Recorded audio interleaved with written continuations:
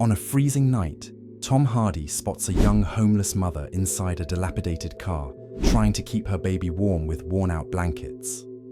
Within moments, he makes a decision that will completely change the fate of both of them.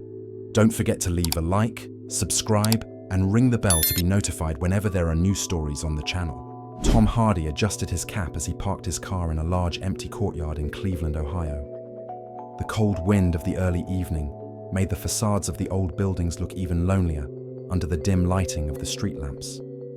He turned off the engine and looked around. He had always enjoyed driving aimlessly around the cities of the United States, especially when he wanted to switch off for a while and reconnect with reality.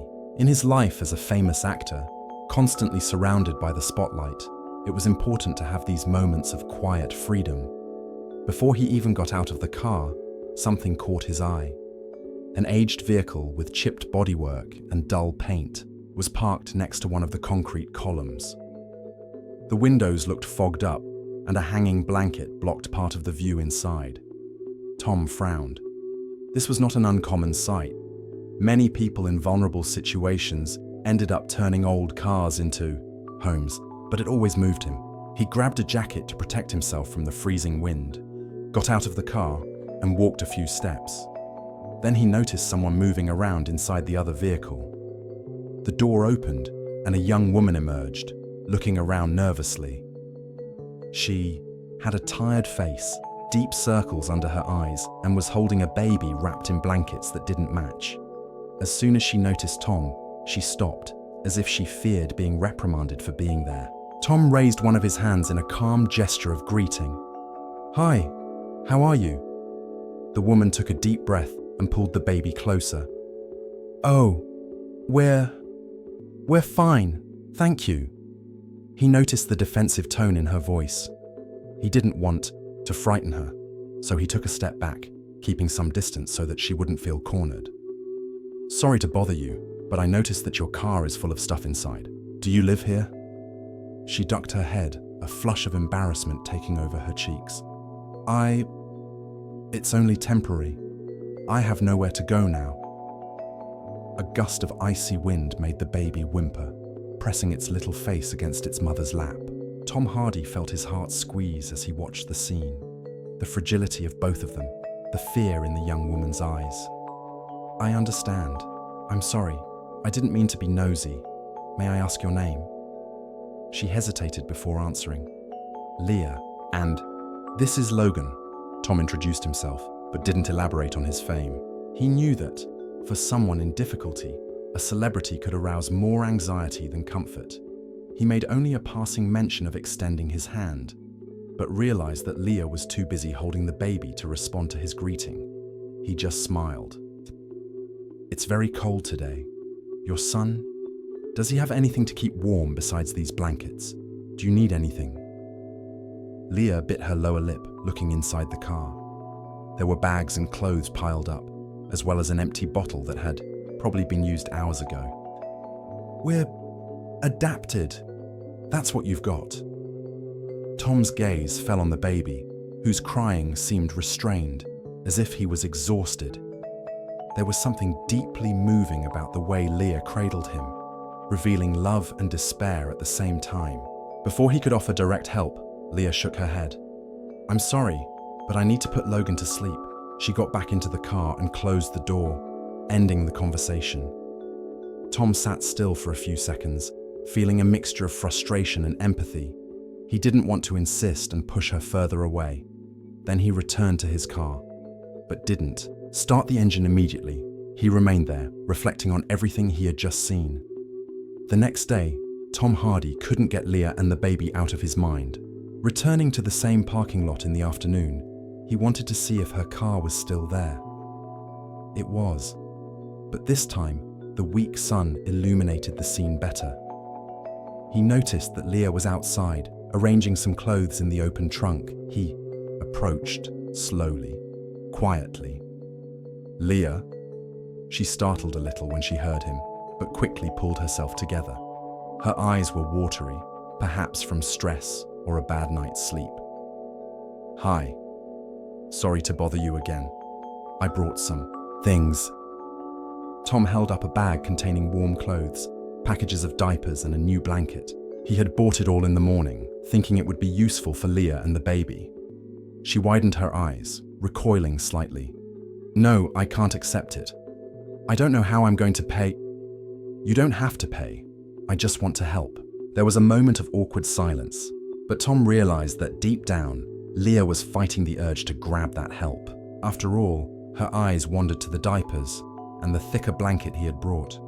The baby, settled in the back seat of the car, whimpered slightly, as if he too felt the strain. It's just hard to accept charity from others. People look at me like I'm a nuisance, Leah finally confessed, letting some of her insecurities slip out.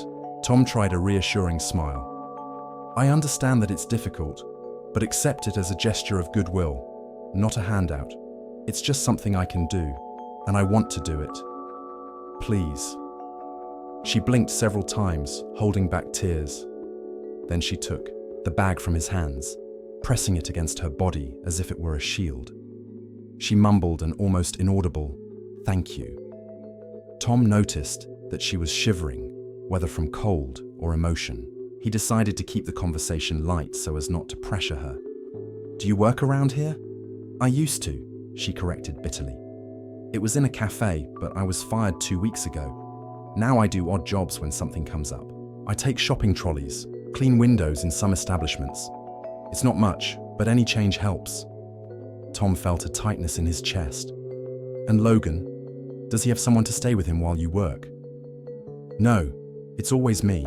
Sometimes, when I need to go into a place that won't let me take the baby, I ask someone to look after him for a few minutes. But I don't trust them very much.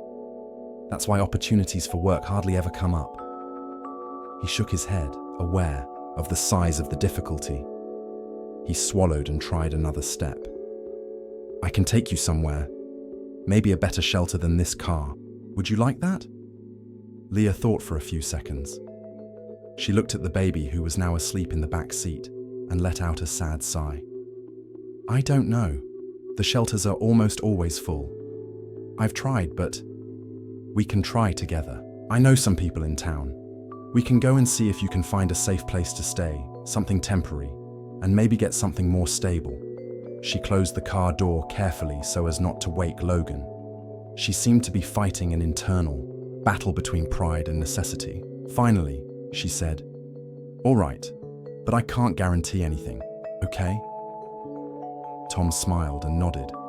The first hurdle had been overcome. Minutes later, they were driving towards a discreet building in downtown Cleveland, a community organization maintained by donations and volunteers. Tom was discreet about his philanthropic contributions, but he used to support this place because he knew they did serious work to help homeless families. When they got there, they were greeted by a social worker called Valerie Jenkins, a middle-aged woman with a warm smile and eyes sparkling with concern. Tomhardy, long time no see. What can I do for you today? He indicated Leah with a gentle gesture. Valerie, this is Leah. She needs a safe place for herself and her son, Logan, until she can get back on her feet. Leah lowered her head, still afraid of judgment. But Valerie walked up to her with a warm smile. Hi, Leah. Nice to meet you. Would you like to have a chat in my office? Leah accepted, still a little reluctant. Tom waited in the communal area, leafing through posters advertising talks and job workshops for single mothers. He felt a slight anguish in his chest, remembering the very challenges he had faced in life. He couldn't change the whole world, but if he could change Leah and Logan's world, that would be significant. After half an hour, Leah came out of Valerie's office with a calmer expression. She said she can try for a position at the women's shelter on the other side of the neighborhood, only there's no immediate guarantee. Tom approached. Let's go there then. Even if it's not today, we can see how it works. You're already tired of being in a car. Leah agreed with a gesture. Before they left, Valerie said goodbye with a handshake. I'll follow up on your case. Tom, thanks again for your support. He returned the greeting, saying he would be back soon to see how things were going. That same evening, Leah went to the shelter she had been told about. but received the news she had been dreading. It was full to capacity. The official in charge promised to put her name on a waiting list. Tom felt a growing sense of despondency. He looked at Leah, who was trying to hold it together, but was about to collapse from exhaustion. He sniffed, gathering his courage to make a proposal he had been thinking about all day, but not knowing if it would be well received. "There's a simple motel next to the highway. It's not fancy, but it has heating and a decent room. It's close to some businesses. Maybe you can get a job there more easily. I could pay for a couple of nights for you. What do you think?" Leah opened her mouth to refuse, the instinct of someone who has learned to survive without leaning on anyone. But when she saw Logan fidgeting restlessly in her lap, she saw the harsh reality. There was no better option at the moment. She then gave a small positive nod. "I really appreciate it. I don't want to be a burden." "You're not a burden. Let's go." They headed for the Sunset Inn Motel. The red neon sign flashed, giving off occasional sparks. It was a simple place, but at least it offered privacy and a real bed. Tom went into reception, chatted to the clerk, and came back holding a simple metal key. "Here it is, room 205. It's on the second floor. The heater works. At least I think it does," he joked, trying to ease the tension. Leah took the key, unsure of how to react. She glanced around the dimly lit reception area, then turned to Tom. I can't express how much this means to me. It really does. Thank you." He nodded, with an understanding smile. "I'll let you rest now. I'll come by tomorrow and we'll talk more, okay?" She took a deep breath, nodded slightly, and then headed down the cramped corridor to her room with her son in her arms. Even without saying another word, Leah's gaze was filled with restrained gratitude, mixed with guilt at accepting help from a stranger. But deep down, there also seemed to be a certain hope. When Tom returned to his car, he couldn't help but let out a tired sigh. He would never know the exact pain Leah was going through, but he felt that something about her reminded him of a part of himself, the part that had already faced great loss and found itself alone in the world. Determined to do more, he picked up his cell phone and started sending messages to old contacts who could offer job opportunities or temporary housing. The next day, Leah woke up before sunrise. The sensation of sleeping on a soft, albeit worn, mattress was almost surreal. The baby slept soundly, warmly, without grunting from the cold. It was the first peaceful night since they had been forced to live in the car. As Logan stammered some attempt at speech, Leah tucked him in and went downstairs to try and find something in the reception cafe. She didn't have any money, but when she reached the counter, the attendant handed her a packet of bread and a glass of milk, saying, "It's all paid for, miss. Yesterday's man left everything until the weekend." Leah felt a lump in her throat. Even without saying anything, she understood Tomhardy's generosity. Someone who knew little about her, and yet had given her more support than many she had asked for help. Shortly afterwards, Tom appeared. He wore a thoughtful, assured expression. "Good morning, Leah. Did you sleep well?" She smiled shyly. "It was the best night since... I can't even remember. Thank you very much." He nodded, running his hands through his jacket pockets. "I spoke to Valerie again. She said that, if you want, there's an interview tomorrow to work as a receptionist at a car wash. It's not a dream job, but it's better than nothing." Leah breathed a sigh of relief. She desperately needed something that would earn her some money. "I'll do it. Tell me where and when." On the day of the interview, Leah took a cab to the car wash, wearing a simple but clean coat that Tom had bought for her.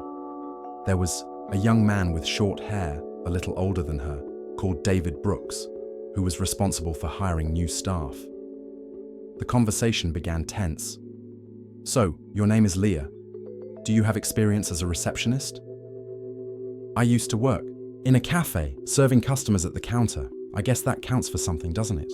He flipped through the incomplete CV she had tried to put together at the last minute. "Do you have any references?" Leah felt her stomach turn. References. She had no recent bosses who could endorse her work. Still, she had to take a chance. I don't have any formal references, but if you give me a chance, I promise to try my hardest. David kept his expression closed. Right, let's see. The interview lasted about 15 minutes, full of tough questions. Leah was insecure, but always answered truthfully. When David finally dismissed her, saying he would be in touch, she felt her hope wither. Outside, she found Tom waiting in his car. "What's up?" he asked, frowning. "I don't know. He said he'd let me know." He didn't seem very confident. Tom breathed in, trying to be positive. "Let's wait. Sometimes people just need time to analyze, don't they?" Despite the optimistic comment, he noticed the anxiety that gripped Leah. The memory of life in the car was too fresh, and any refusal of a job could throw her back into despair. A few days later, the news arrived. David called Leah and offered her the job on a trial basis. The salary wasn't much, but it was enough to pay for part of the motel, in case she didn't find something cheaper or more permanent soon. Leah celebrated, with Tom hardly believing it. "I did it, Tom. They're letting me do a 1-week trial. If I do well, I'll stay. I'm starting tomorrow." He smiled broadly, sharing his happiness. "I knew you'd do it. I'm proud of you." But there was still one worry. Who would stay with Logan during Leah's shifts at the car wash? Tom then suggested, talking to Valerie again at the community organization. Perhaps there was a daycare service or something similar. Valerie explained, "We have a volunteer creche, but the hours are restricted and I don't know if it matches the car wash. I'll check." After a few calls, a provisional arrangement was reached. Leah could leave Logan for part of the day as long as she was punctual and contributed a small symbolic fee as soon as she received some remuneration. It seemed like the only possible way out. The trial week at the car wash was exhausting. Leah tried to get to the nursery before the deadline, rushed to work, tried her best to do well, dealing with customers who weren't always kind. One of them, called Rick, used to make nasty jokes about single mothers who can't make ends meet. Leah kept herself from responding, trying to avoid losing her job before she was even hired. Just when everything seemed to stabilize, an unexpected blow came. Leah's in-laws, her late husband's parents, found out where she was. They had tried to gain custody of Logan a long time ago, claiming that Leah was unable to raise the baby. Now, they showed up unannounced in the parking lot of the car wash, demanding visitation rights. Leah felt her whole body tremble at the sight of her mother-in-law, Marion Hawthorne, a woman with a stern expression that barely disguised her contempt. "So this is where you were, Leah. Do you really think you can raise my grandson leading this mediocre life?" Leah stared at the floor, the urge to cry rising in her throat. "I'm doing what I can. Logan's fine, and I don't want any trouble, Marion." Her father-in-law, Henry, was even more incisive. "Where is he now? In one of those community nurseries? What kind of place is that? I bet it's dangerous, with no structure." She clenched her fists. She knew that if she got confrontational, she would end up hurting herself.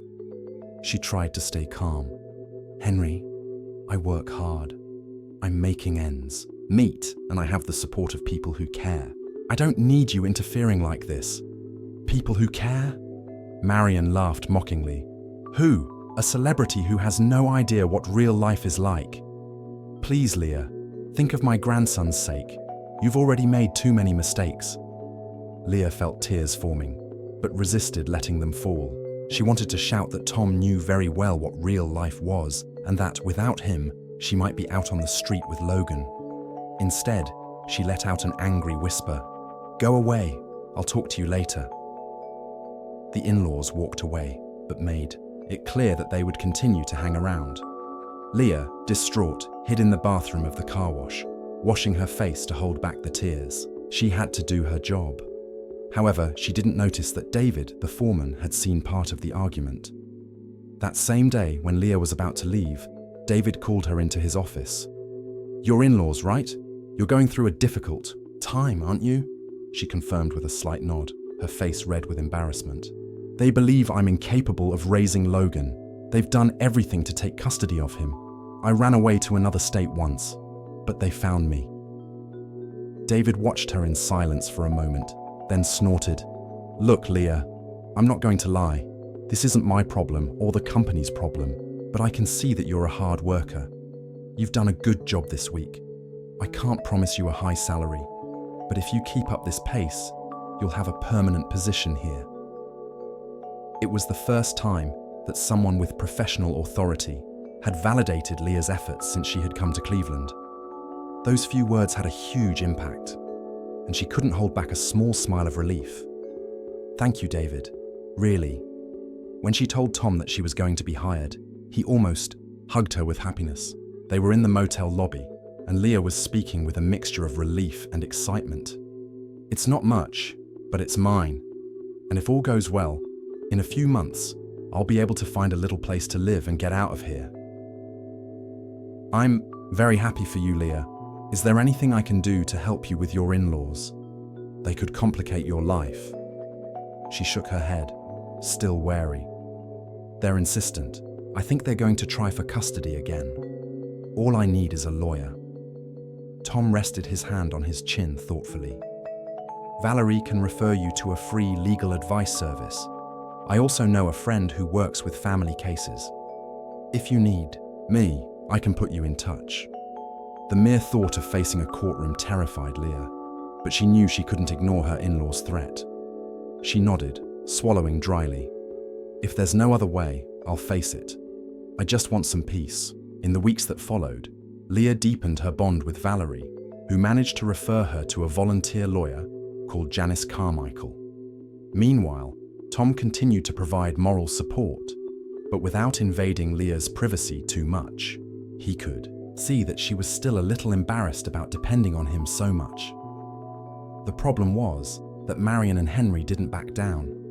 One afternoon, Leah received a summons to appear in court in 2 weeks' time. The reason?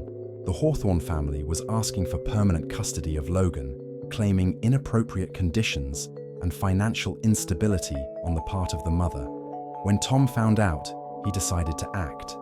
He arranged a dinner with Leah in a neighborhood restaurant that didn't attract much attention and advised her, "They'll use everything against you, Leah, but you have a job, a place to stay, and help from the community center. Janice said that already counts in your favor. You're no longer on the street." She shook her head in anguish. "I'm afraid they'll claim that I receive money from third parties to support myself. You know, the motel." Tom's eyes widened slightly. He hadn't thought of that. But yes, the in-laws could use the fact that Leah receives help to paint her as incapable. "Let's clarify everything transparently. You're working, you have your own income, albeit a modest one. What I did was just a push to get you off the bottom." Leah was silent for a few seconds, then muttered, "I have to beat this. I can't lose my son." The day of the hearing arrived.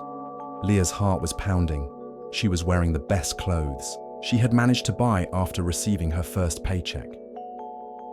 Tom accompanied her to the entrance of the courthouse, but couldn't enter the courtroom as he wasn't a party to the lawsuit. Nevertheless, he stood outside and waited. Inside, Marion and Henry maintained expressions of triumph. They claimed that Leah was irresponsible and running away to avoid being held accountable. Their lawyer emphasized that Logan didn't have a proper home. On the other hand, Janice, Leah's advocate, presented documents: the employment contract at the car wash, a letter from David confirming that Leah was punctual and committed, as well as a statement from Valerie showing how Leah consistently sought help to ensure Logan's safety and well-being. The judge, a lady with an impassive countenance, listened carefully. She asked Leah direct questions. "Why did you decide to live in another state without telling Logan's paternal grandparents?" Leah swallowed. "Because I was afraid of losing my son, Your Honor. I couldn't afford it. But at the same time, I needed to protect Logan from decisions made behind my back. I preferred trying to survive with him on my own to being disqualified without a chance of defense."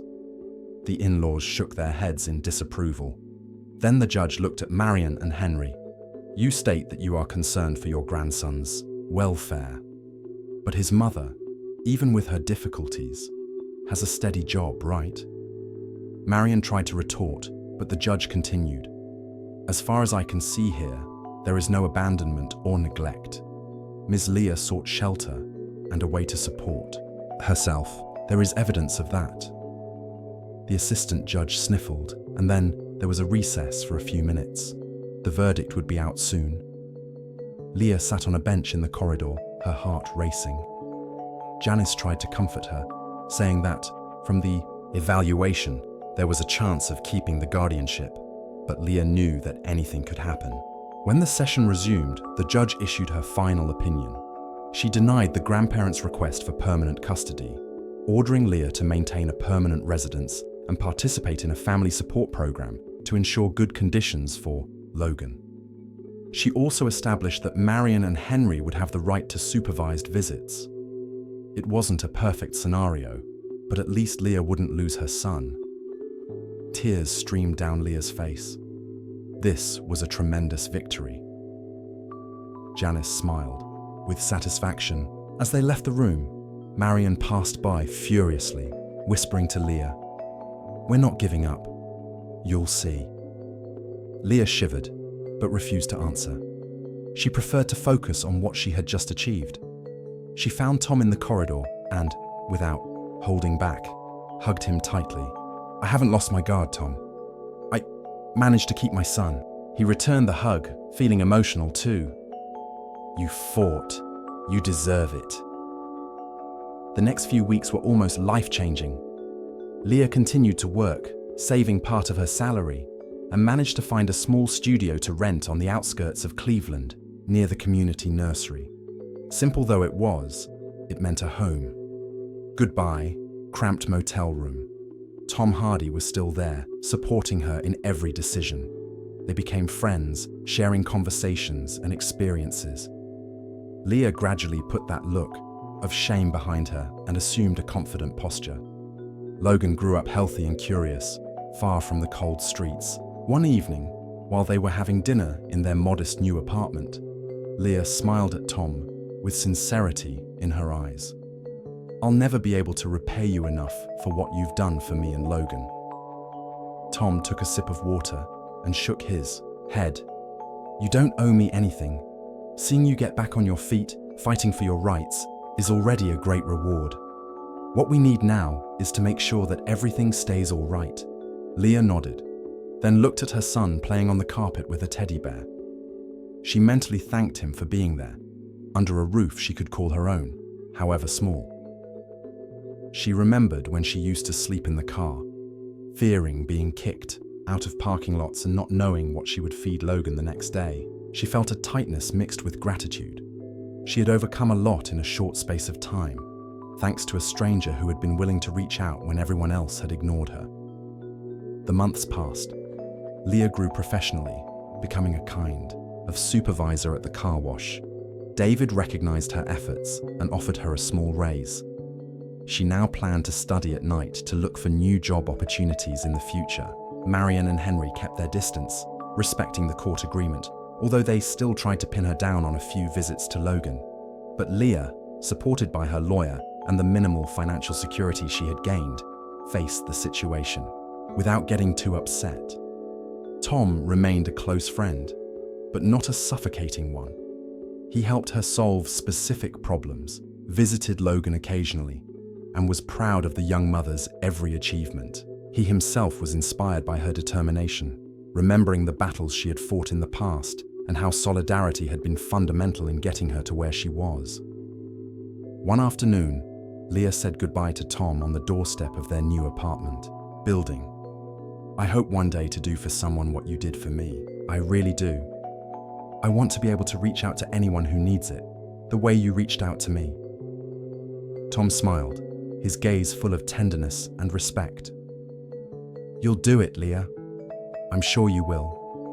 The world needs more people who understand what it's like to have difficulties and know how to help." A few months later, Leah completed a year of stable life. Logan, now older, was taking his first steps, exploring every corner of the studio with curiosity. On that particular day, Leah woke up early, got dressed for work, and left the house happy because she was finally leaving behind the shadow of living in parking lots and cars. Around midday, she received a message from Tom Hardy, asking if everything was all right and if they needed anything. Leah replied that everything was fine and that this time she just needed to get on with it. She felt a warmth in her heart as she realized how much her life had changed in such a short time. From despair to support, from suffocation on the street to a humble but secure home. From the fear of losing her son to an unshakable determination to guarantee him a better life.